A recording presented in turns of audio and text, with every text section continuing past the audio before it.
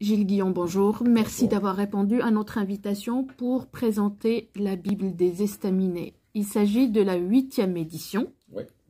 Est-ce que tu peux nous parler de démarrage de cette Bible? Alors, ça s'est fait par hasard il y a 20 ans, en fait. C'était en 2002. À l'époque, je travaillais encore à Pays du Nord. Et chaque fois qu'on faisait un numéro spécial sur les Estaminets, on faisait nos meilleures ventes. Et à l'époque, Internet n'était pas encore dans les mœurs.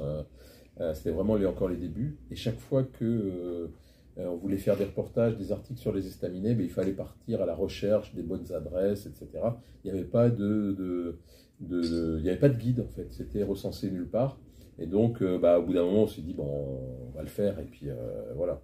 On a commencé à recenser tout ce qui existait, d'abord de façon exhaustive. La première édition qui a été un énorme succès. Mais à l'époque, je ne m'en étais pas rendu compte. En fait, on avait vendu 14 000 exemplaires. Ce qui, au niveau de l'édition régionale, est un truc impossible à réaliser. Et ça fait 20 ans que je suis éditeur. J'ai jamais fait un autre bouquin qui a vendu autant. Donc, quand on vend 14 000 exemplaires avec un guide des Estaminets, comment on fait pour le changer, pour l'appeler Bible des Estaminets? Alors, ah oui, ça c'est une autre histoire. En fait, c'est au bout de quelques années, il y avait quelqu'un, je ne sais plus qui c'est, je suis désolé pour lui, qui m'avait surnommé la Bible des Estaminets. C'est-à-dire, dès qu'il avait besoin d'une bonne adresse, il m'appelait. Il me disait, je vais à tel endroit, je vais à Hasbrook, je vais au Touquet, etc. Qu'est-ce qu'il y a comme estaminet dans le coin?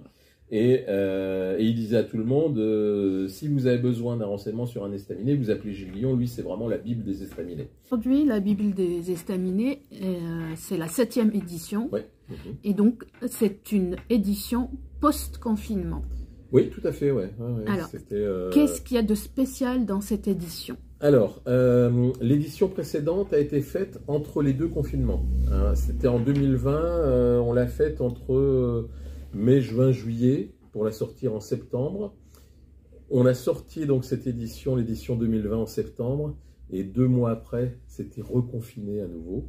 Et donc, les patrons d'estaminets que j'avais croisés étaient tous assez pessimistes. Ils me disaient, ça va être une catastrophe, il y en a plein qui vont mettre la clé sous la porte, on ne survivra pas à tout ça, parce qu'ils ont été pendant 8 mois sans activité. Donc ça, c'est un truc, c'était du jamais vu. Il y en a qui se sont retrouvés dans des situations difficiles, ils ne vivront pas. Et donc quand j'ai fait les mises à jour de cette édition-là, je m'attendais à ce qu'il y ait plein d'absents. Et en fait, ce n'est pas du tout ce qui s'est passé. La nature a horreur du vide. Les patrons d'estaminets qui étaient en difficulté, qui voulaient vendre, ils n'ont eu aucun mal à trouver des repreneurs, parce qu'avec le Covid, il y a plein de gens qui ont décidé de changer de vie et qui se sont lancés, qui ont racheté un estaminet existant ou qui en ont créé un.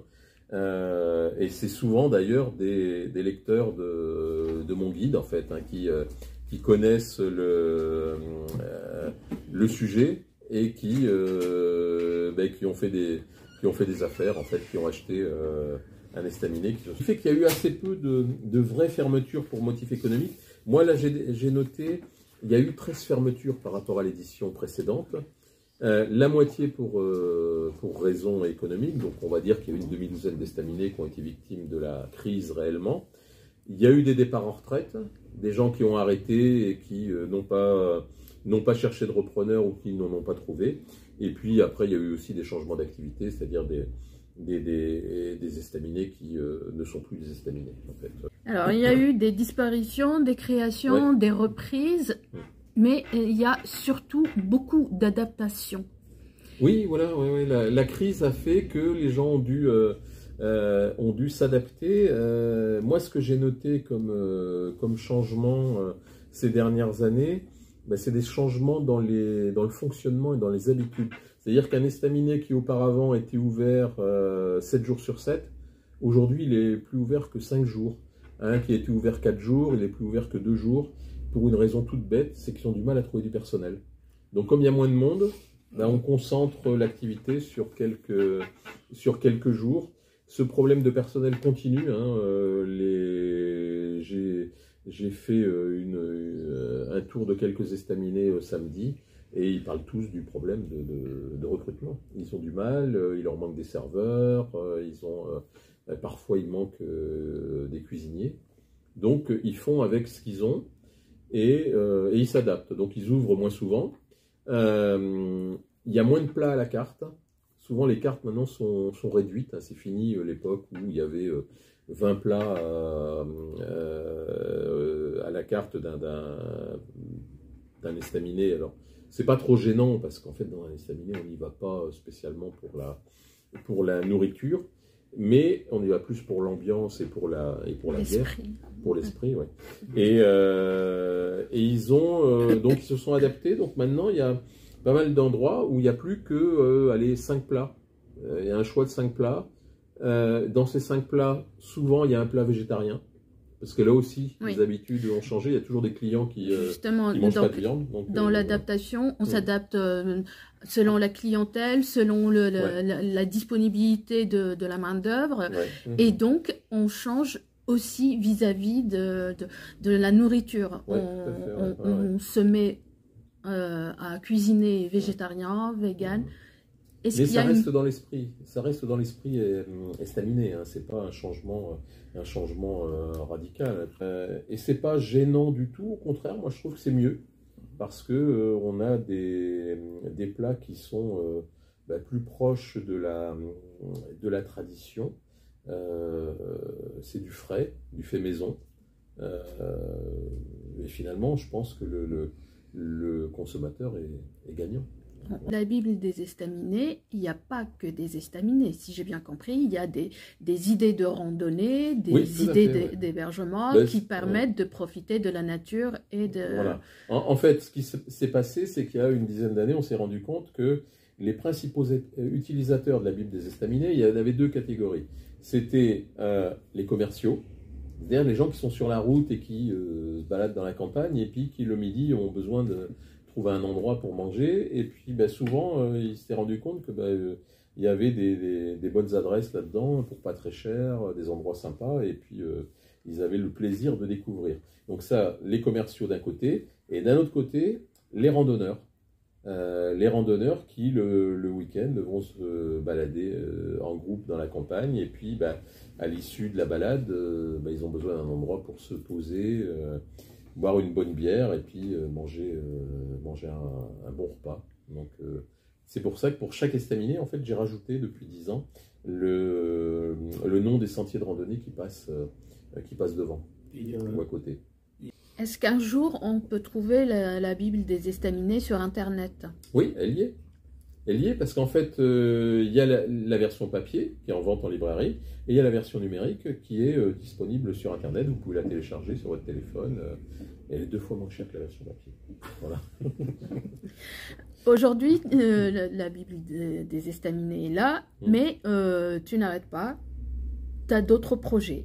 Oui, voilà, il y a Denis Paillard qui est là à mes côtés, tout simplement parce qu'on a, pour la fin de l'année, on va sortir un livre qui sera, le contenu de ce livre sera basé sur le travail qui a été fait pour la Bible des estaminets, mais là, il y aura des photos.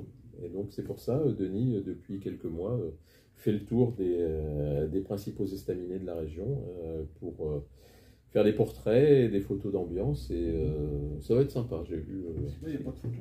Non, il n'y a pas de photos. Là, c'est un guide de bonnes adresses, un guide gastronomique. Ça va être un autre volume, alors. Oui, voilà, ça va être un autre format, un beau livre pour les fêtes de fin d'année sur les estaminets de la région, en essayant de montrer des estaminets qui sont beaucoup moins connus, parce que le problème depuis 20 ans, j'ai un peu l'impression que la presse régionale et nationale tourne en rond. C'est-à-dire chaque fois qu'on parle d'estaminets, c'est toujours les mêmes. Alors qu'il y en a plein d'autres. Faire les légendes photos, des photos de Denis, parce qu'il y a plein de choses à raconter, il y a plein d'histoires, l'histoire des gens qui ont fait les estaminets actuels, il y a plein de portraits sympas. Ouais, puis ils ont des personnalités. C'est la parole. Ils ont des personnalités propres. Chaque lieu a l'identité de son propriétaire. Et c'est des univers complètement différents. Et C'est un vrai voyage. Enfin, pour moi, c'est un voyage, quoi. J'aime bien. Ouais. Et des estaminets qui ont des boutiques de produits régionaux. Alors souvent, ils vendent de la bière, du pâté, quelques spécialités locales. Et ils vendent les guides dans sur place, en fait. Donc, il y en a. Là, j'ai commencé la distribution pour la nouvelle édition, parce que je fais un peu tout, en fait. Je fais aussi éditeur-livreur, hein, donc j'ai le coffre de bouquins dans le coffre, le carton de bouquins dans le coffre, et puis samedi dernier, je suis passé dans une demi-douzaine d'endroits, et avec mes livres, voilà, la nouveauté, et ainsi de suite. Donc on les trouve un petit peu partout. Je vais même cette année en mettre un petit peu en Belgique, parce qu'en fait, il y a de plus en plus de lecteurs belges qui cherchent le bouquin. Alors il est en vente à Bruxelles, chez Filigrane. Normalement, depuis cette année, les FNAC belges l'ont en rayon, mais c'est quand même plus compliqué, notamment du côté flamand. Et c'est du côté flamand, bizarrement, que sont les personnes intéressées par le bouquin. Mais comme c'est un livre en français, j'ai pas de version néerlandaise, c'est pas évident de le mettre en vente en librairie. Il n'y a pas de libraire qui accepte de prendre des bouquins en français côté flamand. Donc voilà. Sinon, il s'en vend un peu partout en France. Hein. Les émissions de France 5 ont fait que les estaminets maintenant ont une notoriété nationale. Hein.